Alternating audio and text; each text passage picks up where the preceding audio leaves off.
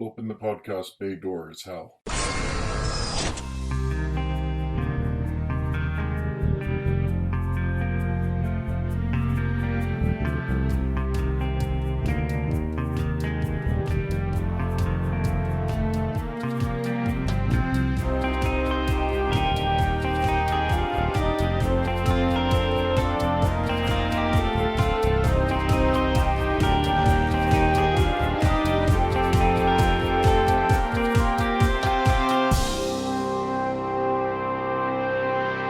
Hello everyone, and welcome to episode 63 of Welcome to Geektown.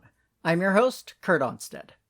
I've been a proud geek all my life, being into role-playing games, board games, sci-fi, fantasy, and especially superheroes and comics.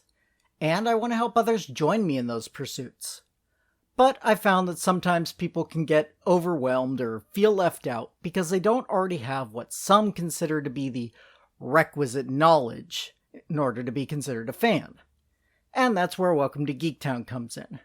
Here you can ask your questions without feeling like a gatekeeper is calling you out for not yet being fully versed in every aspect of your new interest. Before we get started, I've got to shout out this month's patrons. Aaron Borst, Matthew Saint, Carla Hoffman, Forrest Woodward, Lyndon Onstead, Utuk Zul, and Julio Herrera continue to help supporting the show, and as always, I say thank you. To everyone else, please consider joining them by pitching in just $1 per month at Patreon to help me continue to make the show better. You'll also get access to full scripts and bloopers from past shows. Just go to patreon.com/welcome to Geektown to get a small sample of what you'll get by joining up. This week, we're following up on a subject covered a few months ago. Back in episode 51, I explained how we ended up with a Nick Fury in the regular Marvel comics that looks like Samuel L. Jackson. If you missed it, be sure to go back and take a listen.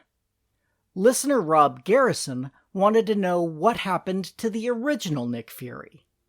I hinted towards it at the end of that episode, but let's get into the nitty-gritty of the crossover that spilled Marvel's secrets. Original Sin. I'll be diving deep into spoilers on this one in order to give you Fury's current status quo, but I think this is the kind of story that can be enjoyed even knowing what twists it takes, so unless you're super spoiler-phobic, you should be safe. Original Sin was an 8-issue long storyline released in 2014, written by Jason Aaron and drawn by Mike Deodato. As with many big event stories from Marvel and DC, there are a few additional miniseries and tie-in issues that carry the Original Sin banner. However, few, if any, have any real bearing on the main plot, and so aren't really necessary to read unless you're a true completionist. A zero-issue prequel by Mark Waid and Jim Cheung helped catch people up on who Uatu the Watcher is. And in case you're also unfamiliar, let's get you up to speed. The Watchers are a race of nearly immortal beings who have tasked themselves with observing and recording as much of the known universe as possible. If you recall Stan Lee's cameo in Guardians of the Galaxy Volume 2, where he's in space giving a rundown of his previous cameos, the beings he's speaking to are Watchers. Each Watcher is assigned a planet or system to observe, with a strict code of non-interference. Uatu is the Watcher that has been given Earth as his area of study, and is also the rare Watcher who will occasionally interfere if he feels it's important enough. Most notably in Fantastic Four number 48 through 50, when he helped the team prevent Galactus from consuming the Earth. We also learn in this Zero issue that Uatu has an armory full of cosmic-level weaponry, although it's kept under tight lock and key. Now, how does the Watcher tie into the former World War II soldier turned super spy known as Nick Fury? Well, you're about to find out. The first issue of Original Sin opens with Uatu being murdered in his home on the moon, with his final words being, "I see you." Eyes and sight are a theme running throughout the story. However, the readers do not see who the Watcher is talking to, setting up the story as a murder mystery. Upon discovering his corpse, which is missing both eyes, various superheroes begin investigating, following different leads. There's one official team leading the investigation run by Nick Fury, who happened to be dining with some of the heroes when the news broke.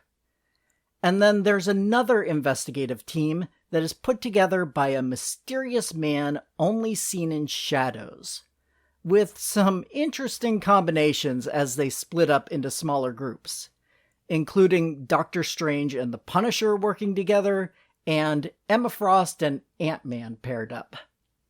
The unofficial team discovers bodies of other cosmic-level creatures that have been killed over the years, with a common factor. Large gamma-irradiated bullets are the cause for all of these unusual deaths, including the Watchers. In the meantime, the official team have followed their own set of clues to the hidden lair of the Orb, a supervillain with a giant eye in place of his head, who stole one of Uatu's eyes from the crime scene, although he proclaims he is not the one who murdered the Watcher. When cornered, the Orb is somehow able to make the Watcher's eye release a burst of energy. Apparently, Watcher's eyes function differently from ours, which makes sense since they're able to see all things happening at once on an entire planet. And when the eye explodes, metaphorically, it does survive the experience, all of the heroes in the immediate vicinity see a secret related to their past that had, up until this point, been hidden. The chaos that ensues allows the Orb's compatriots, Dr. Midas and Exterminatrix, to escape, although the Orb himself and the Eye are successfully captured by the heroes. The revelations that occur around this event are what motivate most of the tie-in comics. It's through these ancillary stories that we learn about the unknown history between Bruce Banner and Tony Stark. We also find out about Silk, the woman who was bitten by the same radioactive spider as Peter Parker. And the readers learn that Thor has a sister, who we eventually discover is the character named Angela, who has her own weird history, being one of the only characters currently in the Marvel Universe who was originally published by a different company. If you end up reading all of the Original Sin stories, I recommend that most of the tie-ins should be read between issues 2 and 3 of the main series. Or you can wait until reading all of the main story, then mentally slot them in where they belong as you read those tie-ins. Meanwhile, one of the unofficial investigative team members, the Winter Soldier, ditches his compatriots and goes to where Nick Fury has been running the official investigation and is currently inspecting the Watcher's eye. Bucky shoots and decapitates Fury, taking his head and the Watcher's eye to the moon. The rest of the unofficial team also find their way to the moon, tracking either Bucky himself or the eye. A fight breaks out between the Winter Soldier and the rest of the group, which stops upon discovering that the Nick Fury that died was actually a life model decoy, or LMD, which, as you may remember from the last Nick Fury episode, are robots that can look and act identical to the person they resemble. Soon thereafter, the real Nick Fury reveals himself as the mysterious, unseen man who had assembled the team together, although this Nick is much older than any Nick Fury we have seen to date. What we learn over the next few issues is that Nick has been using LMDs for quite some time to perform his duties with S.H.I.E.L.D. and other related events, and that the true Nick Fury has been spending most of his time on the moon, as the proverbial man on the wall. Starting back in 1958, Fury has been basically the lone gunman, making sure that most extraterrestrial invasions fail to happen. Originally splitting his time between those duties and his more earthbound jobs, Nick has been spending more and more time as the man on the wall, letting LMDs take over for his work down on terra firma. Meanwhile, his infinity formula has been losing its potency, and so the World War II veteran is finally nearing the end of his days. He admits to the group he assembled that he gathered them not to discover the murderer of Uatu, but instead to discover his work, so that Nick could find his replacement. There's much discussion over the right and wrong of what Fury has had to do in order to maintain the relative peace on Earth, and no one steps up to take Fury's place, even if some agree with his methods. Through various machinations, both the official team of investigating heroes and the escaped villains from earlier also make their way back to the Watcher's lair on the moon, and a melee ensues. Nick now has both of the Watcher's eyes, although he's not able to activate them as the orb did back in issue 2. He still has a number of secrets at his disposal, however, and while fighting, Nick whispers to Thor something that makes the Thunder God lose his worthiness, removing Thor's ability to wield Mjolnir. This led into the female Thor in the Marvel Universe, who we eventually learn is Jane Foster, having proved herself worthy of the Thunder God's powers. Nick is also able to sideline Iron Man with a secret override code that Tony thought only he knew, sending the Golden Avenger back to Earth. During the ensuing altercation, Fury admits to being the one who killed the Watcher, although he was not the attacker we saw in the opening of the series. Through flashbacks, we see that the Watcher was originally ambushed by the Orb, Dr. Midas, and Exterminatrix, who took him down and stole one eye, in addition to a number of items from the Watcher's armory. Nick discovered the one-eyed Watcher still alive and demanded to know who had stolen from Uatu. While Uatu did not reveal this, he did confront Fury about his activities as the man on the wall, and threaten Nick with cosmic blasts, forcing the spy to either kill or be killed.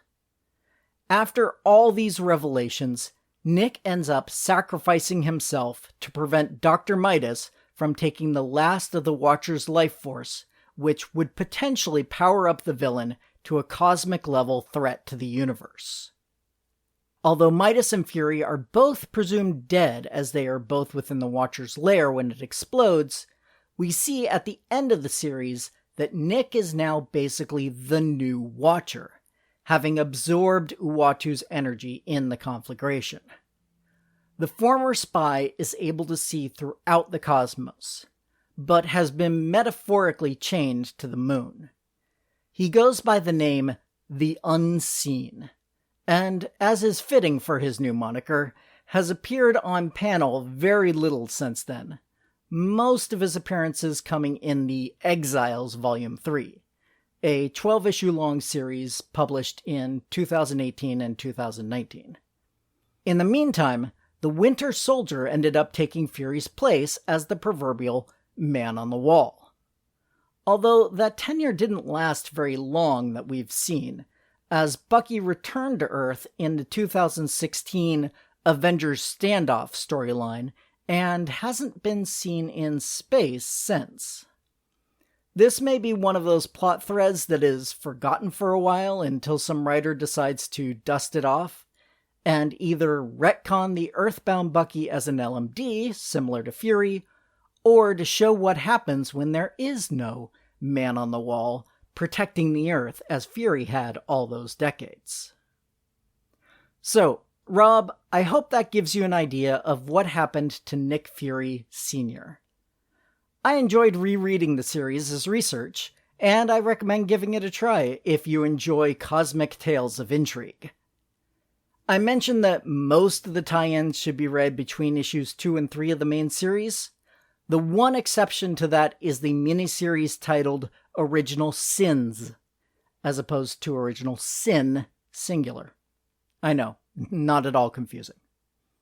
The first 4 issues of that tie-in can be read between issues 3 and 4 of the main story, while the final issue should wait until you've at least finished issue 6 of the main series. Original Sins is an anthology, and some of the stories in it should not actually be considered canon, as they're very tongue-in-cheek.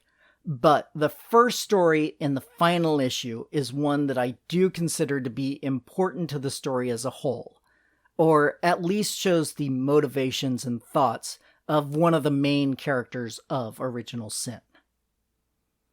Now, if this topic spawned any questions, or if you've had one sitting in your brain for a while but haven't sent it to me yet, please do so. You can send all questions and comments to me via email at welcometogeektown, all spelled out, @gmail.com. Or you can go to welcome to, the number 2 in this case, geektown.com and click Submit a Question if you'd prefer to remain anonymous. Other contact options include facebook.com/welcometogeektown or Twitter @geektownpodcast.